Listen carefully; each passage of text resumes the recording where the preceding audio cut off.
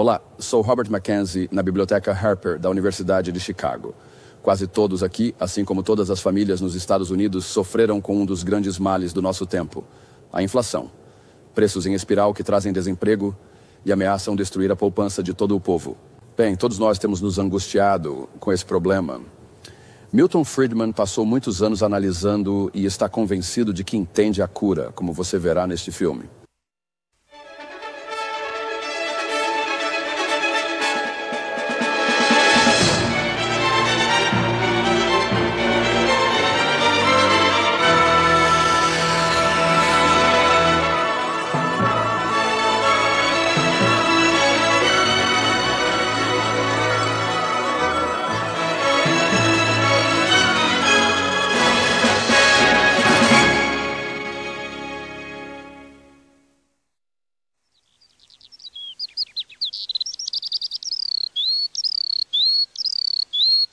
As Sierra Nevadas, na Califórnia, 10.000 pés acima do nível do mar.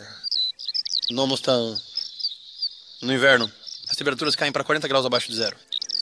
No verão, o local assa no ar rarefeito das montanhas. Neste ponto improvável, surgiu a cidade de Bodie. Em sua época, Bodie estava cheio de prostitutas, bêbados, jogadores. Parte da história colorida do oeste americano.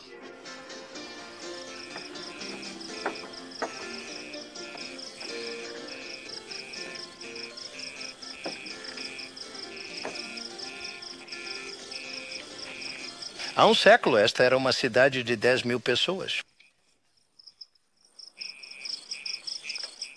Bom, o que os trouxe aqui? Ouro.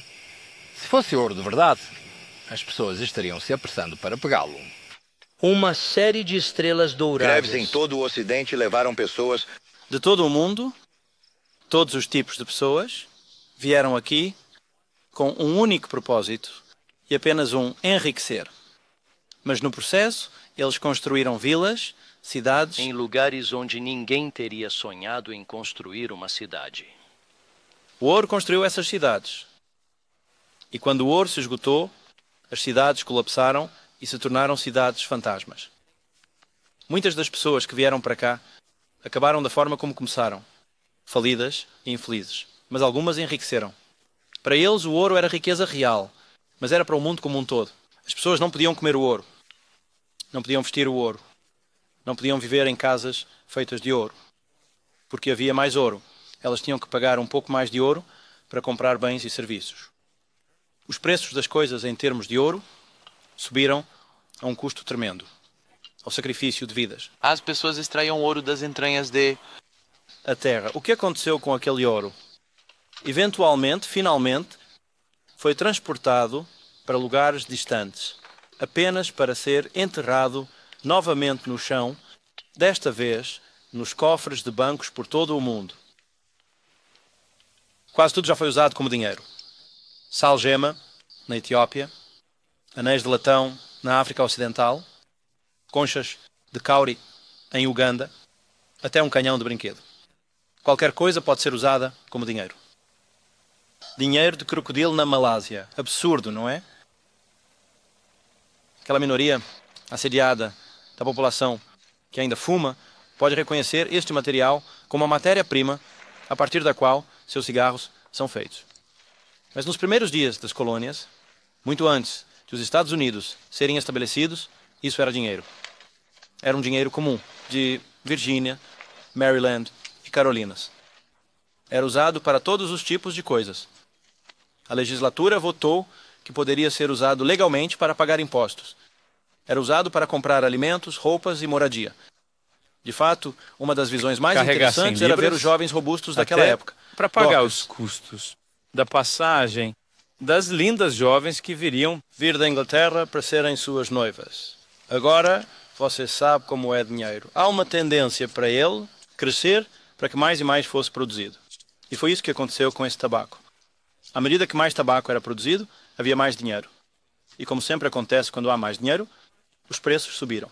Inflação. De fato, no final do processo, os preços eram 40 vezes mais altos em termos de tabaco do que eram no início do processo. E como sempre acontece quando ocorre inflação, as pessoas reclamaram. E há sempre uma legislatura tentando fazer alguma coisa, e sempre com muito pouco efeito. Eles proibiram certas classes de pessoas de cultivar tabaco. Tentaram reduzir a quantidade total de tabaco cultivado. Exigiram que as pessoas destruíssem parte do seu tabaco. Mas não adiantou. Finalmente, muitas pessoas decidiram agir por conta própria e começaram a destruir campos de tabaco de outras pessoas. Isso foi demais. E aprovaram uma lei, tornando isso um crime capital, punível com a morte. Destruir o tabaco de outra pessoa. A lei de Gresham, uma das leis mais antigas na economia. Foi bem ilustrado. Essa lei diz que o dinheiro barato expulsa o dinheiro caro. E assim foi com o tabaco. Qualquer pessoa que tivesse uma dívida para pagar, é claro, tentou pagá-la com a pior qualidade de tabaco que tinha. Ele guardou o bom tabaco para vender no exterior por dinheiro forte. O resultado foi que o dinheiro ruim expulsou o bom dinheiro. Finalmente, quase um século depois de começarem a usar o tabaco como dinheiro, estabeleceram armazéns onde o tabaco era depositado em barris, certificado por um inspetor de acordo com sua avaliação de qualidade e quantidade. E eles emitiram certificados de armazém, que as pessoas davam uns aos outros para pagar as contas que acumulavam. Esses pedaços de papel com impressão verde são os equivalentes modernos daquelas certidões de tabaco, exceto que não têm relação com nenhuma mercadoria. Neste programa quero levá-lo à Grã-Bretanha, para ver como a inflação enfraquece o tecido social da sociedade. Depois, a Tóquio, onde os japoneses tiveram a coragem de curar a inflação. A Berlim, onde há uma lição a ser aprendida com os alemães ocidentais sobre como as chamadas curas muitas vezes são piores do que a doença. E para Washington, onde o nosso governo mantém estas máquinas trabalhando sem parar, e vou mostrar como a inflação pode ser curada.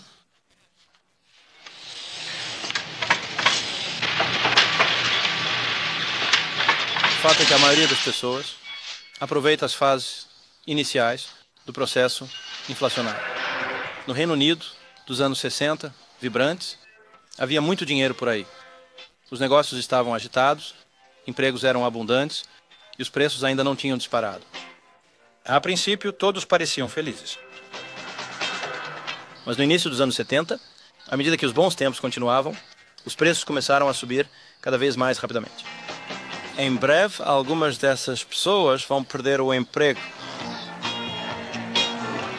A festa estava chegando ao fim. Estamos no topo do mundo. A história é praticamente a mesma nos Estados Unidos. Apenas o processo começou um pouco mais tarde. Tivemos uma festa inflacionária atrás da outra. E ainda assim, não conseguimos evitá-las. Como isso é possível? Antes de cada eleição, nossos representantes gostariam de nos fazer pensar que estamos recebendo uma redução de impostos. E eles conseguem fazer isso ao mesmo tempo em que, na verdade, aumentam nossos impostos por causa de um pouco de mágica que tem na manga. Essa mágica é a inflação. Eles reduzem as taxas de imposto, mas os Temos impostos, que pagar subir, porque eles são automáticos. Constantemente empurrados para faixas mais altas pelo efeito da inflação. Um truque engenhoso. Tributação sem representação. Ou eu trabalho. Parece que quanto mais eles tiram de mim.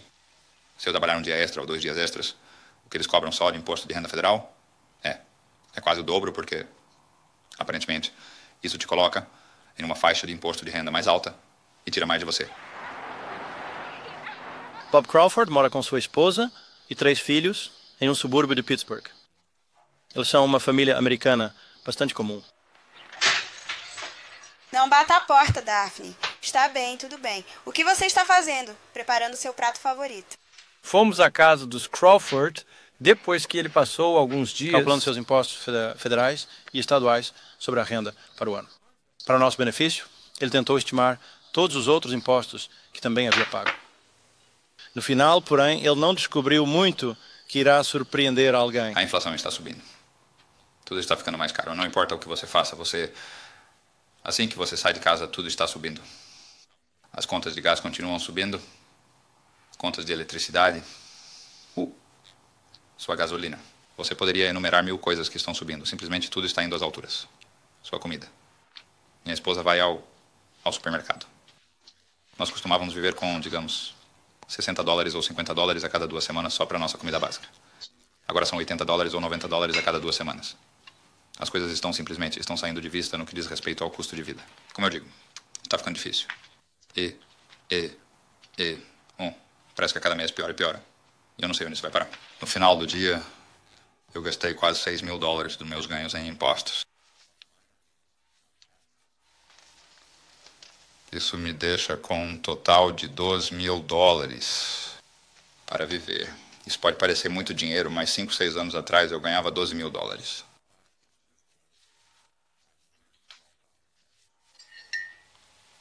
Como a tributação sem representação realmente afeta quanto a família Crawford tem para gastar depois de pagar seus impostos de renda?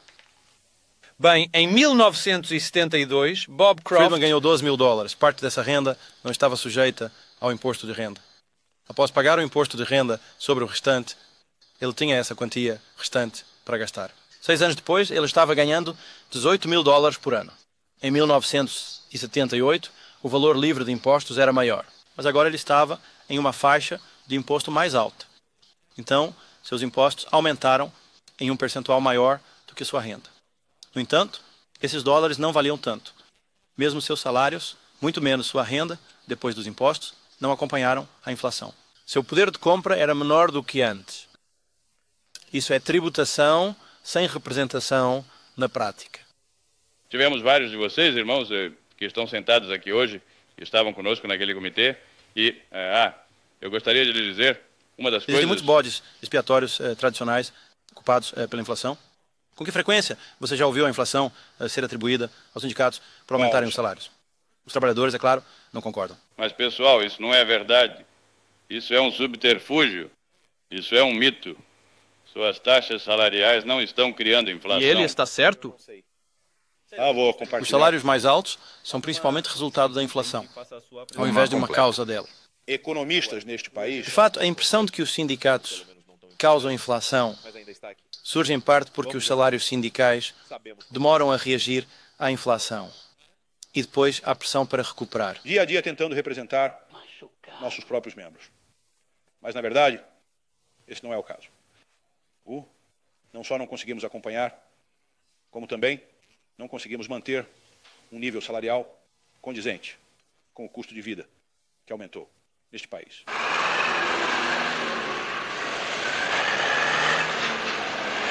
Outro bode expiatório para a inflação é o custo dos produtos vindos do exterior.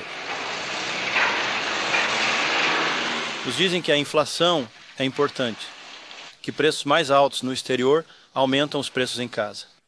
É outra maneira de o governo culpar alguém por outro motivo pela inflação. Mas este argumento também está errado. Os preços das importações nos países de origem não estão em termos de dólares, estão em termos de liras, ienes ou outras moedas estrangeiras. O que acontece com seus preços em dólares depende das taxas de câmbio, que por sua vez refletem a inflação nos Estados Unidos. Desde 1973, alguns governos têm tido um dia de glória, culpando os árabes pela inflação. Mas se os preços altos do petróleo fossem a causa da inflação, como é que a inflação tem sido menor aqui na Alemanha, um país que deve importar cada gota de petróleo e gás que utiliza nas estradas e na indústria, do que, por exemplo, nos Estados Unidos, que produzem metade do seu próprio petróleo? O Japão não tem petróleo próprio. Ainda assim, justamente quando os árabes estavam quadruplicando os preços do petróleo, o povo japonês estava reduzindo a inflação de 30% para menos de 5% ao ano. A falácia é confundir preços específicos, como o preço do petróleo com preços em geral. De volta ao país, o presidente Nixon não entendeu isso. Agora, aqui está o que eu não farei. Eu não levarei esta nação pelo caminho do controle de salários e preços, por mais conveniente que isso pareça politicamente. Os controles e o racionamento podem parecer uma saída fácil, mas na verdade são uma entrada fácil para mais problemas. Para a explosão que ocorre quando você tenta segurar uma panela fervendo sem diminuir o fogo. os controles de salários e preços apenas adiam o dia do acerto de contas. E ao fazê-lo, eles roubam A América do muito. A coisa importante. Agora, ouça isso. Chegou a hora de uma ação decisiva. Uma ação que romperá o círculo vicioso de preços e custos em espiral. Hoje, estou ordenando o congelamento de todos os preços e salários em todos os Estados Unidos por um período de 90 dias. Além disso, peço às corporações que estendam o congelamento de preços e salários a todos os dividendos. Muitos líderes políticos foram tentados a recorrer ao controle de salários e preços, apesar de seu fracasso repetido na prática. Sobre este assunto, eles parecem nunca aprender, mas algumas lições podem ser aprendidas. Foi o que aconteceu com o primeiro-ministro britânico James Callaghan, que finalmente descobriu que um mito econômico muito diferente estava errado. Ele contou sobre isso na conferência do Partido Trabalhista em 1976. Costumávamos pensar que era possível sair de uma recessão e aumentar o emprego, reduzindo impostos e aumentando os gastos do governo. Eu digo com toda sinceridade que essa opção não existe mais. Só funcionou em cada ocasião desde a guerra. Ao injetar uma dose maior de inflação na economia, seguida de um nível mais alto de desemprego como o próximo passo. Essa é a história dos últimos 20 anos. Bem, uma coisa é dizer isso. Uma razão pela qual a Faz tanto inflação... mal porque afeta diferentes grupos de maneiras diferentes. Alguns se beneficiam e, claro, atribuem isso à própria inteligência. Alguns são prejudicados.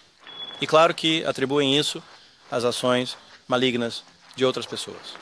E todo o problema é agravado pelas falsas soluções que o governo adota, particularmente o controle de preços e salários.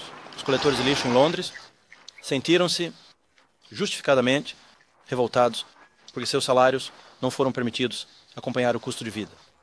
Eles fizeram greve, prejudicando não as pessoas que impuseram os controles, mas seus amigos e vizinhos que tiveram que conviver com montes crescentes de lixo infestado de ratos. Os atendentes de hospital sentiram-se justificadamente injustiçados, porque seus salários não foram permitidos acompanhar o custo de vida.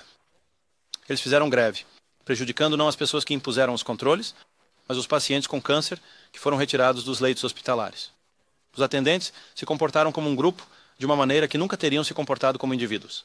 Um grupo é posto contra outro grupo. O tecido social da sociedade é dilacerado, infligindo cicatrizes que levarão décadas para cicatrizar, e tudo em vão, porque os controles de salários e preços, longe de serem uma cura para a inflação, apenas pioram a inflação. Dentro da memória da maioria de nossos líderes políticos, há um exemplo vívido de como a ruína econômica pode ser ampliada por controles, e uma demonstração clássica do que fazer quando isso acontece. Alemanha, 1945, um país devastado, uma nação derrotada na guerra. O novo órgão governante era a Comissão de Controlo Aliada, representando os Estados Unidos, a Grã-Bretanha, a França e a União Soviética. Eles impuseram controlos rígidos sobre praticamente todos os aspectos da vida, incluindo salários e preços. Junto com os efeitos da guerra, os resultados foram trágicos. A ordem econômica básica do país começou a colapsar. O dinheiro perdeu seu valor. As pessoas voltaram ao escambo primitivo, onde usavam câmeras, canetas tinteiro, cigarros e uísque como moeda. Isso foi há menos de 40 anos. Esta é a Alemanha como a conhecemos hoje, transformada em um lugar onde muitas pessoas gostariam de viver.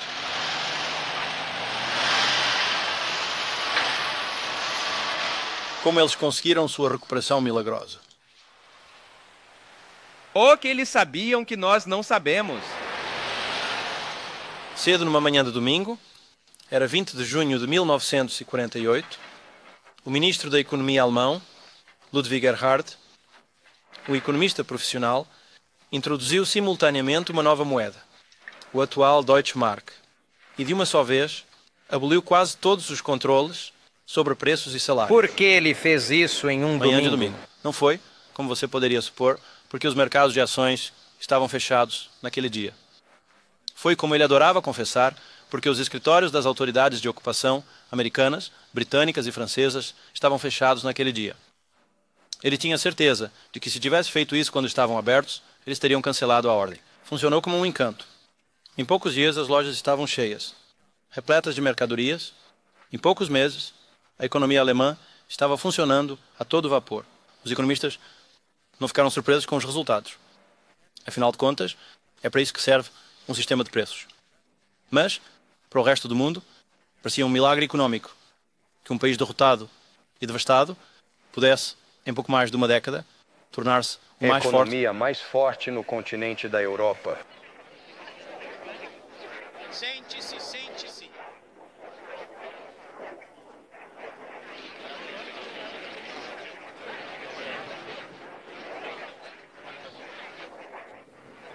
De certa forma, esta cidade, Berlim Ocidental, é uma espécie de tubo de ensaio económico situado único, como está profundamente no para comunismo a Alemanha Oriental.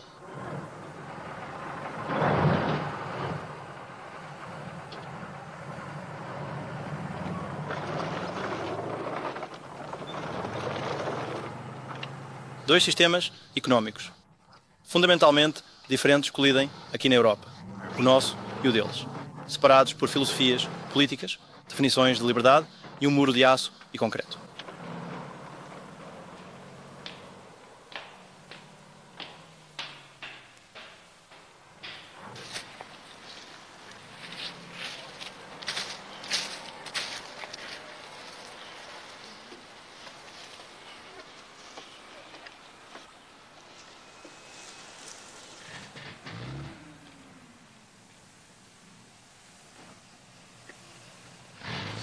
Para se afastar da inflação, a liberdade económica não se sustenta sozinha. Faz parte de uma ordem mais ampla. Eu queria mostrar o quanto faz diferença ao deixar você ver como as pessoas vivem do outro lado daquele muro de Berlim. Mas as autoridades da Alemanha Oriental não nos permitiram. As pessoas lá falam a mesma língua que as pessoas aqui. Elas têm a mesma cultura.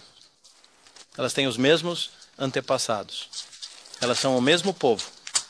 No entanto, você não precisa que eu te diga quão diferente elas vivem. Há uma explicação simples. O sistema político de lá não pode tolerar a liberdade econômica. O sistema político daqui não poderia existir sem ela. Mas a liberdade política não pode ser preservada a menos que a inflação seja mantida sob controle. Essa é a responsabilidade do governo, que tem um monopólio sobre lugares como este. É a razão pela qual temos inflação nos Estados Unidos, ou nesse caso, em qualquer lugar do mundo. Isso ocorre porque esses pedaços de papel e o registro contábil correspondente, os seus equivalentes em outras nações, estão crescendo mais rapidamente do que a quantidade de bens e serviços produzidos. A verdade é que a inflação é feita em um único lugar, e só em um lugar, aqui em Washington. Este é o único lugar onde existem prensas como estas, que produzem estas folhas de papel que chamamos de dinheiro. Lugar onde o poder reside. Para determinar com que rapidez a quantidade de...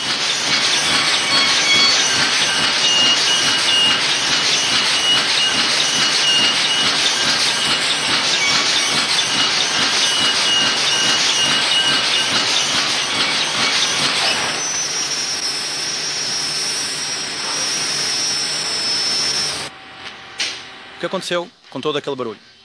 Isso é o que aconteceria com a inflação se parássemos de deixar a quantidade de dinheiro crescer tão rapidamente. Isso não é uma ideia nova, não é uma cura nova, não é um problema novo. Isso aconteceu repetidas vezes na história. Às vezes a inflação foi curada dessa forma de propósito. Às vezes aconteceu por acidente.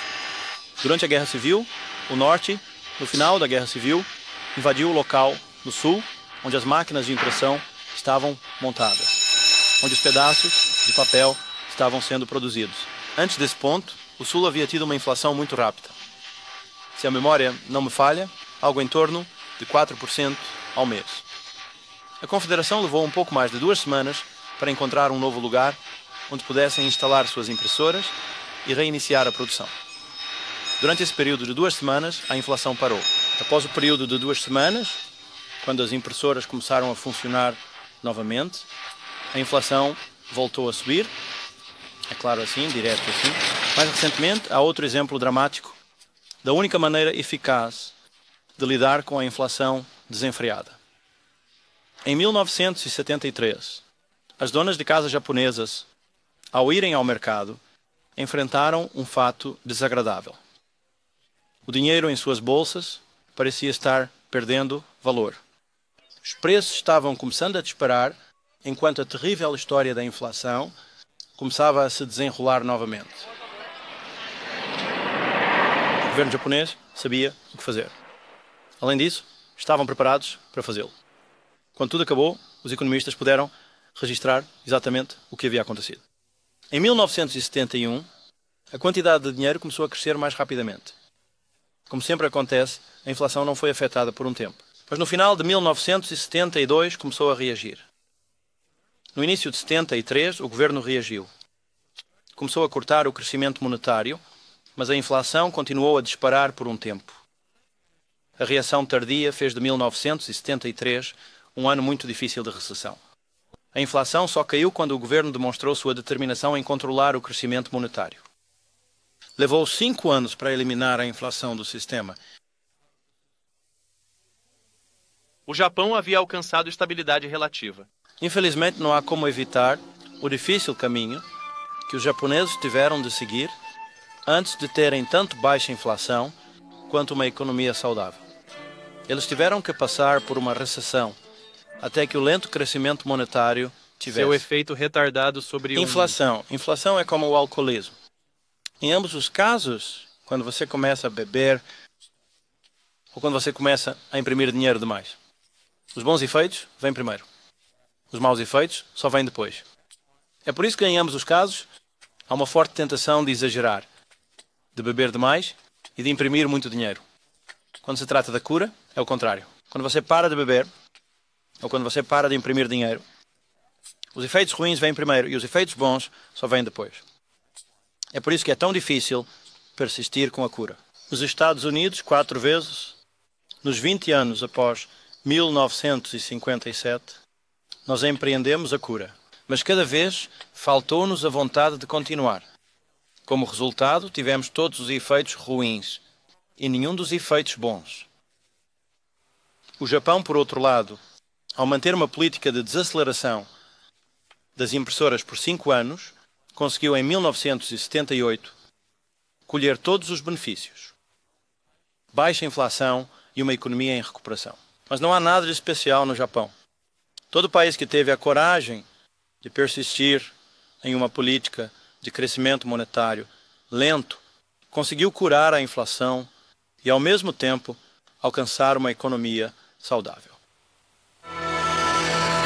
E aqui na Biblioteca Harper da Universidade de Chicago, nossos convidados ilustres também têm suas próprias ideias, então vamos nos juntar a eles agora. Se você consegue controlar a oferta de dinheiro, certamente pode reduzir ou controlar a taxa de inflação. Eu diria que essa prescrição é um pouco mais fácil de escrever do que de cumprir.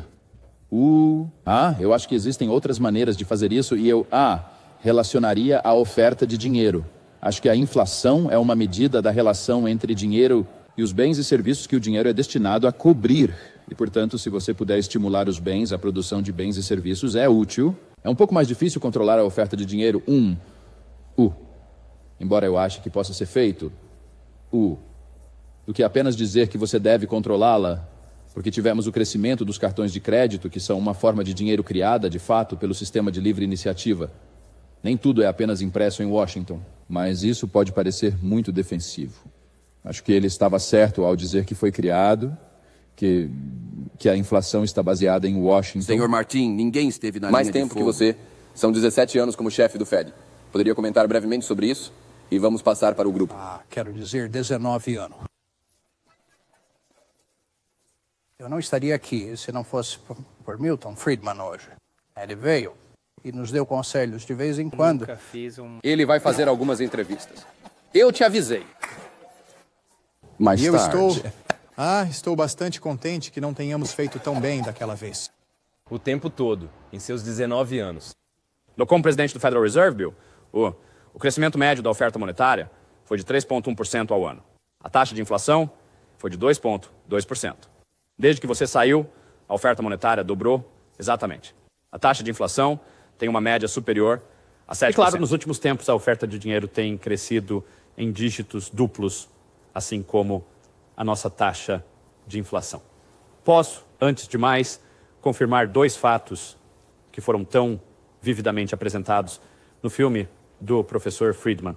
A saber, que na base do desempenho relativamente bom do Ocidente estavam realmente 2 eventos. Um, o estabelecimento de uma nova moeda sólida, que tentamos preservar o som depois. E em segundo lugar, o salto. Da noite para o dia, em uma economia de mercado livre, sem nenhum controle sobre preços e salários. Esses foram os 2 fatos fundamentais. Agora tentamos preservar a estabilidade monetária apenas seguindo esta receita do professor Friedman, ou seja, disciplina monetária, mantendo o crescimento monetário relativamente moderado. Devo, no entanto, avisá-lo, não é tão fácil quanto parece. Se você apenas disser os governos têm que ter a coragem de persistir nessa causa. Ninguém discorda da proposição de que o crescimento excessivo da oferta de dinheiro é um elemento essencial no processo inflacionário e que o verdadeiro problema não é o que fazer, mas como ter a coragem e a vontade de fazê-lo. E eu quero começar, se puder, sobre esse assunto, porque acho que é isso que devemos explorar. Por que não tivemos a coragem e não temos, e em quais circunstâncias teremos? Eu quero começar com Bill Martin, porque sua experiência é uma experiência muito interessante. Seus 19 anos foram divididos em diferentes períodos. No primeiro período, aquela média da qual Beryl Sprinkle falou, teve uma média de 2 períodos muito diferentes. Um período inicial de crescimento muito lento e inflação baixa, um período posterior do que na época era considerado uma inflação rastejante. Agora ficaremos encantados em retornar a isso. As pessoas não se lembram que na época em que o Sr. Nixon introduziu controles de preços e salários em 1971 para controlar uma inflação ultrajante, a taxa de crescimento da inflação era de 4,5% ao ano. Hoje consideraríamos isso uma grande conquista. Mas na última parte do período em que você foi chairman, foi um período quando a taxa de inflação estava começando a subir e a taxa de crescimento do dinheiro também estava a subir. Agora, se eu for do seu período, você foi eloquente em suas declarações ao público, à imprensa, a todos sobre os males da inflação e sobre a determinação do Federal Reserve de não ser o arquiteto da inflação. Seu sucessor, Arthur Burns, foi igualmente eloquente, fez exatamente o mesmo tipo de declarações de forma eficaz e, novamente, repetidamente disse que o Federal Reserve não será o arquiteto da inflação. Seu sucessor, Sr. J. William Miller, fez os mesmos discursos, as mesmas declarações e as mesmas protestações. Seu sucessor, Paul Volcker, está fazendo as mesmas declarações. Agora, minha pergunta para você é: por que há uma diferença tão marcante entre as excelentes declarações de todos os presidentes do Fed? Portanto, não é algo pessoal com você. Você tem muita companhia, infelizmente. Por que houve uma divergência tão grande entre os excelentes pronunciamentos, por um lado, e o que considera um desempenho muito fraco, por outro? Porque a política monetária não é o único elemento. A política fiscal é igualmente importante. Você está transferindo a responsabilidade para o cara, para o tesoureiro. Sim, isso mesmo. Para o Congresso. Vamos chegar ao Sr. Brown, não se preocupe. A relação entre política fiscal e política monetária é uma das coisas importantes. Você poderia nos lembrar ao público em geral, quando você diz política fiscal, o que você quer dizer em distinção à política monetária? Bem, tributação, sim. Através do aumento de receita. E gastos. E déficits. E déficits, sim, exatamente. E acho que você precisa perceber que, quando falo há muito tempo sobre a independência do Federal Reserve, a independência dentro do governo, não do governo. E eu trabalhei consistentemente com o Tesouro para tentar garantir que o governo seja financiado. Agora, isso volta para os gastos. O governo diz que vai gastar um certo valor, e então acontece que não gastam esse valor. Isso dobra. O trabalho do Banco Central não é administrar os gastos do governo, não é administrar a tributação do governo. O trabalho do Banco Central é controlar a oferta monetária, e eu acredito, francamente, sempre acreditei, como você sabe, que essas são desculpas e não razões para o desempenho. Você e eu divergimos, porque eu acho que seríamos irresponsáveis. Se não levássemos em conta as necessidades e o que o governo está dizendo e fazendo, acho que se seguíssemos por conta própria irresponsavelmente, eu digo isso porque eu estava no Tesouro antes de vir para o FED. E eu conheço o outro lado da questão. Acho que estaríamos justamente condenado pelo povo americano e pelo eleitorado. Todo banco central neste mundo, incluindo o Banco Central alemão, incluindo o sistema da Reserva Federal, tem a capacidade técnica de ajustar a oferta monetária durante um período de 2 ou 3 ou 4 meses, não diariamente, mas ao longo de um período, tem a capacidade técnica de controlar. Isso mesmo. Eles não têm. Isso não pode explicar o tipo de criação excessiva de dinheiro que ocorreu, em termos de incapacidade técnica. Capacidade do sistema de Reserva Federal, ou do Banco Central da Alemanha, ou do Banco da Inglaterra, ou de qualquer outro banco central do mundo. Eu não diria tecnicamente que somos incapazes de fazer isso, embora nunca tenhamos conseguido em controlar a oferta de dinheiro mês a mês. Mas eu diria que sim, podemos tecnicamente controlá-la semestralmente, de um semestre para o outro.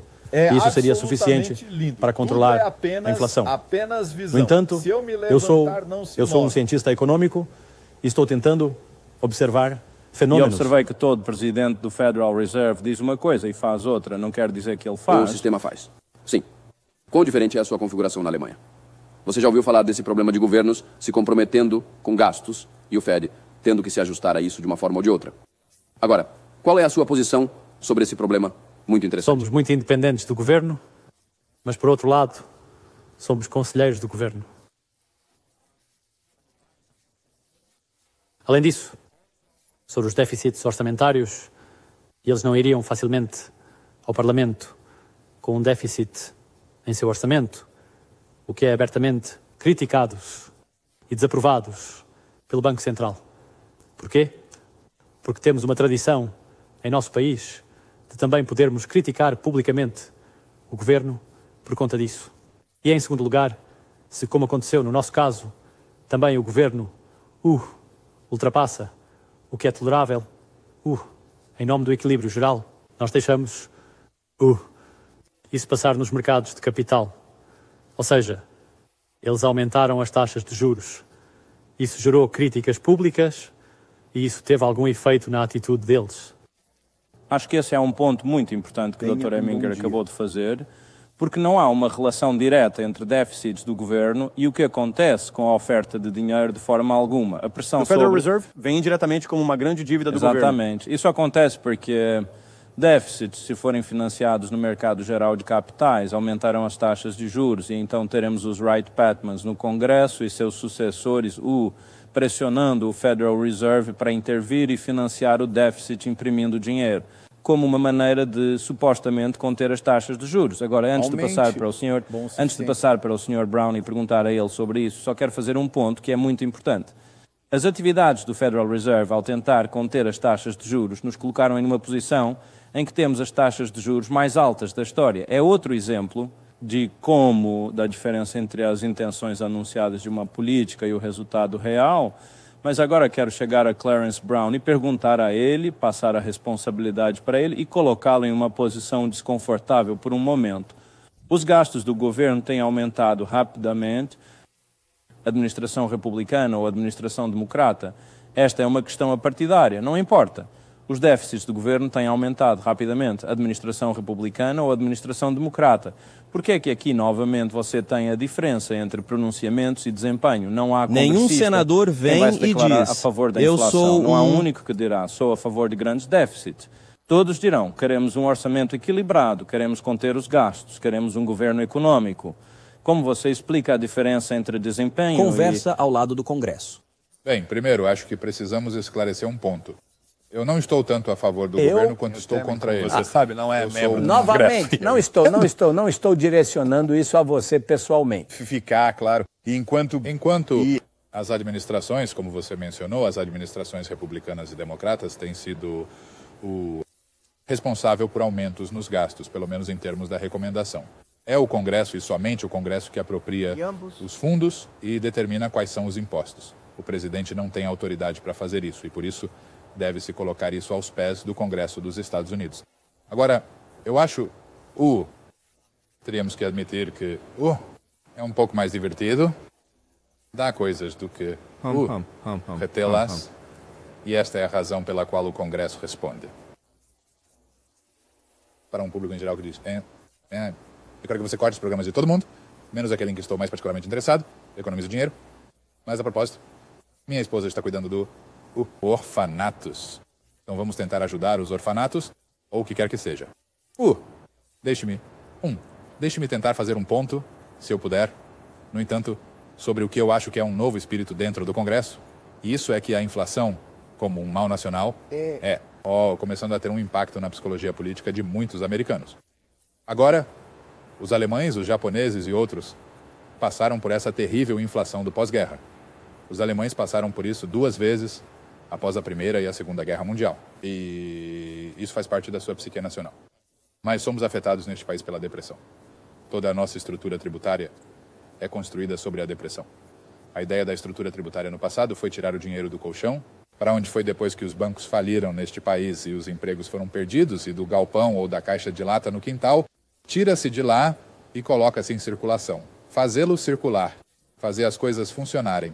E uma das maneiras de fazer isso era incentivar a inflação. Porque, se você segurasse, o dinheiro depreciaria. E a outra maneira era tirar dinheiro das pessoas por meio de impostos e deixar o governo gastar. Agora, há uma reação a isso. E as pessoas estão começando a dizer: espera um minuto, não estamos tão afetados pela depressão quanto estávamos. Agora estamos sendo afetados pela inflação. E gostaríamos que você o controlasse. Agora você pode fazer isso de outra forma, e isso sem reduzir o suprimento de dinheiro radicalmente. Acho que o Comitê Econômico Conjunto recomendou que façamos isso gradativamente. Mas uma maneira de fazer isso é reduzir os impostos e o impacto do governo, ou seja, o peso do governo, e aumentar a poupança privada para que a poupança privada possa financiar parte da dívida que você tem. Não há como você fazer isso sem reduzir, na minha opinião, a taxa de crescimento monetário.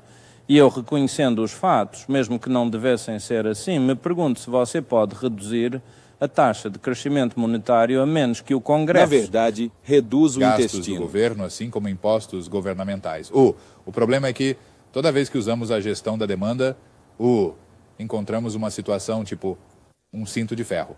Nós torcemos para um lado e um dos espinhos nos agarra aqui, então torcemos para aquele lado e um espinho lá nos pega. E esta recessão teve taxas básicas de desemprego mais altas do que a recessão anterior nos últimos vários anos, e toda a inflação. Tem tido uma inflação mais alta. Precisamos eliminar essa inclinação da sociedade. Seria justo dizer, no entanto, que uma diferença fundamental é que os alemães têm um medo mais profundo de um retorno à inflação, tendo tido a experiência horrível entre as guerras, especialmente. Tendemos a ter mais medo de que uma recessão se transforme em depressão. Acho que há algo nisso. E, em particular, na Alemanha, um governo teria que temer bastante pelas perspectivas eleitorais se entrasse em um período eleitoral com uma alta taxa de inflação.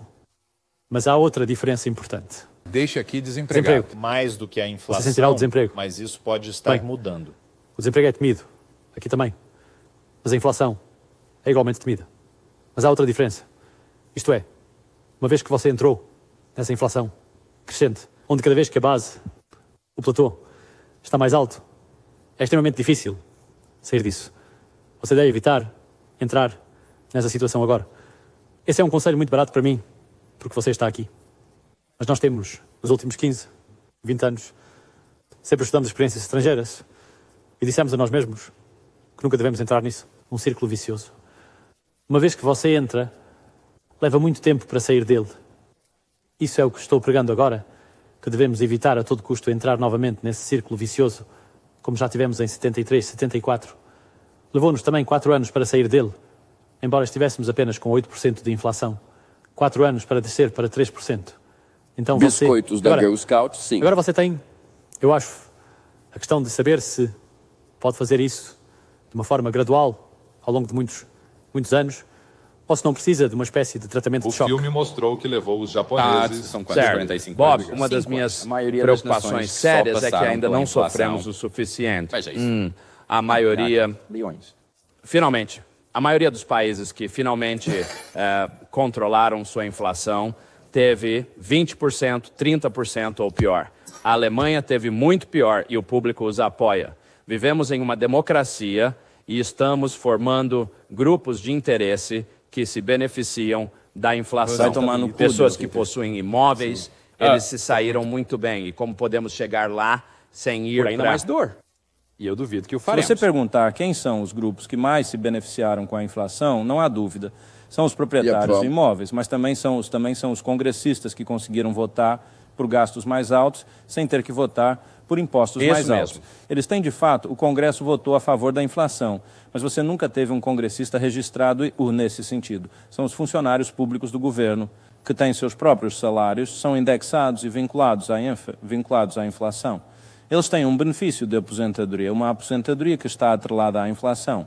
Eles também se qualificam, uma grande parte deles, para a Seguridade Social, que está vinculada à inflação, assim que Contratos o beneficiário, contratos de trabalho, mas a única coisa que não está atrelada à inflação, e aqui quero voltar e perguntar, por que o Congresso tem sido tão ruim nesse aspecto? São nossos impostos. Tem sido impossível fazer o Congresso indexar o sistema tributário para que você não tenha o efeito atual em que cada 1% de aumento na inflação empurra as pessoas para faixas mais altas e as obriga a pagar impostos mais altos. Bem, porque não sabe, tem. eu sou um defensor. Eu sei que você... claro que tem que fazer isso. E fui para o Canadá em um pequeno seminário de fim de semana sobre indexação e voltei um defensor da indexação porque descobri que as pessoas que ficam encantadas com a indexação são os contribuintes. Absolutamente. Porque à medida que a taxa de inflação aumenta, o nível de impostos deles ou se mantém no mesmo nível ou diminui. As pessoas que são menos... Bem, as pessoas que estão muito insatisfeitas com isso são as pessoas que têm que planejar os gastos do governo, porque está reduzindo a quantidade de dinheiro que o governo tem, em vez de ver um aumento de 10 ou 12 bilhões, você tem um pequeno dividendo para gastar neste país. Os burocratas têm todos os anos, mas os políticos também estão insatisfeitos com isso, como o Dr. Friedman aponta, porque... Veja, os políticos não conseguem votar uma redução de impostos. Acontece automaticamente. Eu não sei. E assim você não pode voltar e, de maneira louvável, dizer aos seus eleitores que estou com vocês, eu votei na redução de impostos. E eu acho que deveríamos poder indexar o sistema tributário para que essa redução de impostos seja automática, em vez de termos o que tivemos no passado, ou seja, um aumento automático dos impostos. E os políticos dizem, bem, sentimos muito pela inflação, mas você está certo. Bem, eu quero ir e fazer um ponto bem diferente. Eu sento aqui e reprovo você e vocês como funcionários do governo e tal, mas eu entendo muito bem que o verdadeiro culpado não são os políticos, não são os banqueiros centrais, mas sou eu e meus concidadãos. Eu sempre digo às pessoas quando falo sobre isso, se você quer saber quem é responsável pela inflação, olha no espelho. Não é por causa da maneira como você gasta seu dinheiro, a inflação não surge porque você tem consumidores que são gastadores. Eles sempre foram gastadores. Não surge porque os empresários são gananciosos, eles sempre foram gananciosos. A inflação surge porque nós, como cidadãos, temos pedido a vocês, como políticos, que realizem uma tarefa impossível. Temos pedido que gastem o dinheiro de outra pessoa conosco, mas que não gastem o nosso dinheiro com mais ninguém. Você não quer que a gente corte aqueles dólares para a educação? E assim, bem, sim, eu faço. Eu pessoalmente faço. Já tivemos um programa sobre isso e não há nenhum espectador desses programas que tenha alguma dúvida sobre a minha posição nisso, mas... o público em geral não, e é aqui que chegamos à vontade política que o Dr. Eminger abordou corretamente. Todos falam contra a inflação, mas o que ele quer dizer é que deseja que os preços das coisas que vende subam e os preços das coisas que compra desçam. Mas mais cedo ou mais tarde chegamos ao ponto onde será politicamente lucrativo acabar com a inflação. Este é o ponto que acho que você estava levantando. Sim. Onde você acha que, qual acha que deve ser a taxa de inflação julgada pela experiência de outros países antes de estarmos nessa posição e quando acha que isso acontecerá? Bem, as evidências dizem que deve ser mais de 20%. Agora você pensaria que nós... Você poderia aprender com os outros em vez de ter que repetir... Aparentemente ninguém consegue aprender. É a história. Mas no momento atual, estamos indo em direção a uma inflação mais alta, não mais baixa. Você disse antes, se você quer ver quem causa a inflação, olhe no espelho, certo? Agora, para todos que estão assistindo e participando disso, deve haver alguma moral nisso. Qual precisa ser a mudança de atitude do homem no espelho que você está olhando antes de podermos implementar efetivamente o que você chama de política rigorosa que exige coragem? Acho que o homem no espelho tem que reconhecer que a inflação é a doença mais destrutiva conhecida pelas sociedades modernas. Não há nada que destrua uma sociedade de forma tão completa e rápida. Completamente como deixar a inflação fora de controle. ele deve chegar a reconhecer que ele não tem boas opções, que não existem respostas fáceis, que uma vez que você se encontra nesta situação em que a economia está doente dessa doença insidiosa, não haverá nenhum remédio milagroso que o fará ficar bem amanhã, que as únicas escolhas que ele tem são: passe por um período difícil de 4 ou 5 anos de desemprego relativamente alto, crescimento relativamente baixo, ou eu tento adiar tomando um pouco mais da cura que me causou mal e lidar com isso agora ao custo de um desemprego ainda maior, como Clarence Brown disse mais tarde. A única escolha que este país enfrenta é se teremos desemprego temporário por um curto período, como efeito colateral de curar a inflação, ou se entramos em um período ainda mais desemprego mais tarde e passar por tudo isso novamente. Novamente, essa é a única escolha que enfrentamos, e quando o público em geral reconhecer isso, eles irão então, como eleger pessoas para o Congresso, um presidente para o cargo que esteja comprometido com menos gastos do governo e menos impressão de dinheiro pelo governo. Então, Dr. E até que isso aconteça, não iremos curar a inflação. Permita-me discordar de você até certo ponto. Eu acho que é importante que, no momento em que você tenta retirar a inflação da economia, você também você dá ao homem comum, ao cidadão comum, a oportunidade de ter um pouco mais dos seus próprios recursos para gastar. E se você puder reduzir seus impostos nesse momento e então reduzir o governo nesse processo, você dá a ele o seu dinheiro para gastar, em vez de ter que entregar todo esse dinheiro ao governo. Se você reduzir seus impostos de maneira a incentivá-lo a colocar esse dinheiro em poupança, você pode incentivar a poupança adicional em um sentido privado para financiar a dívida que você tem que carregar. E você também pode incentivar a estimulação do crescimento na sociedade, que é o investimento em melhorias de capital, modernização das instalações, tornar os EUACO mais competitivos com outros países. E nós podemos tentar fazer isso sem tanto desemprego doloroso quanto conseguirmos, não é? Você acha que isso tem algum mérito? A única maneira, eu sou totalmente a favor... cortar gastos do governo. Todos a favor de se livrar a regulamentação governamental contraproducente que reduz a produtividade e perturba o investimento.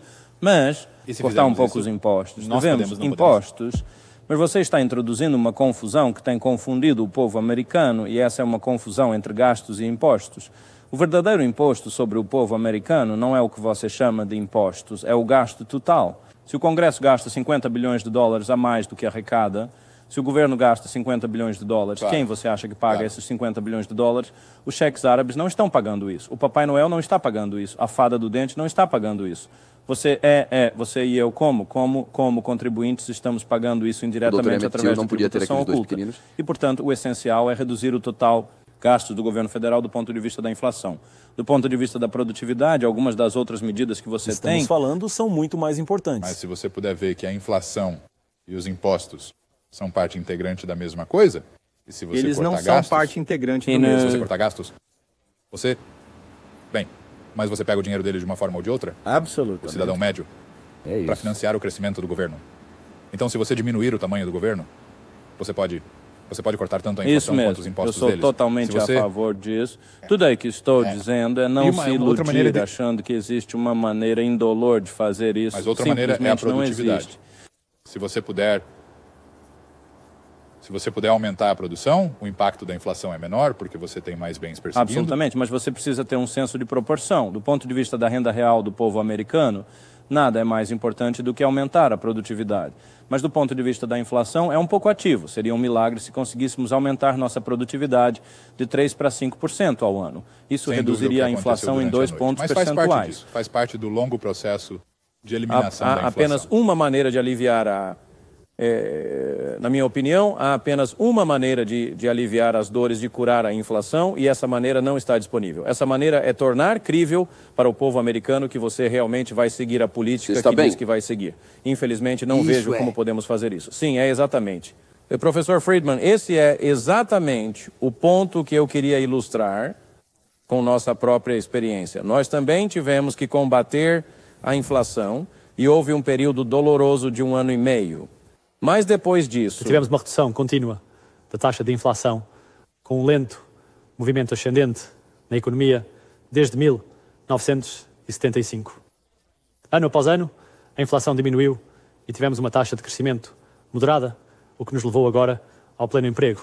Então, você pode encurtar essa barba por apenas essa credibilidade e por um consenso que você também deve ter com os sindicatos, com toda a população, que eles reconheçam essa política e também façam a sua parte nisso. Então as dores serão muito menores. Veja, no nosso caso, as expectativas são de que a inflação vai piorar, porque sempre piorou. Isso significa que devemos frustrar, de uma maneira bem dolorosa, essas expectativas. E é provável que demore mais, pelo menos da primeira vez. Agora, o nosso verdadeiro problema não foi que não tentamos. Nós tentamos e reduzimos a inflação. Nosso verdadeiro problema foi que não persistimos. Bem, e aí você tem que recomeçar. A psicologia desempenha um grande papel, talvez até o principal, mas acredito que se você tiver poupança privada estimulada pelo seu sistema tributário em vez de desencorajada por ele, poderá financiar parte dessa dívida pública com poupança privada em vez de com inflação. E o resultado será para aliviar até certo ponto a dor desse pesado desemprego que você parece sugerir ser a única maneira de lidar com o problema? A conversa é boa, mas o problema é que ela é usada para evitar a questão principal. Como tornar crível para o público que você realmente vai aderir a uma política. 4 vezes tentamos e 4 vezes paramos antes, bem na Aí deixamos esquina. o assunto por esta noite. E o programa de encerramento da série na próxima semana não deve ser perdido. Da Harper Library. Adeus.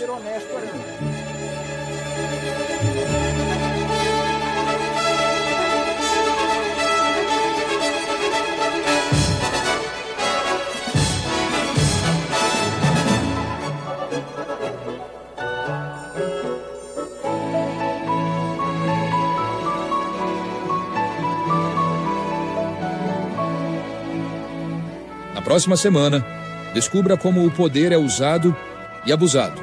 Saiba como as concentrações de poder afetam a vida de cada americano. Não perca Free to Choose na próxima semana.